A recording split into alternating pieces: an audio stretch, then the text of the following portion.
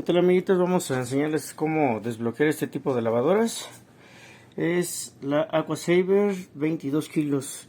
Bueno, solo para desbloquearla te va a aparecer este error 1 o E3.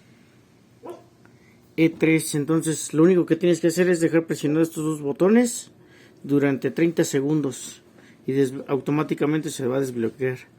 Esto lo estamos haciendo ahorita porque se nos bloqueó.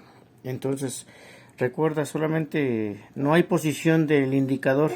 Entonces aquí tienes que presionar estos dos botones para que puedas desbloquear tu lavadora y automáticamente se va a desbloquear. Espero les sirva este pequeño tutorial. Serviacros a sus órdenes.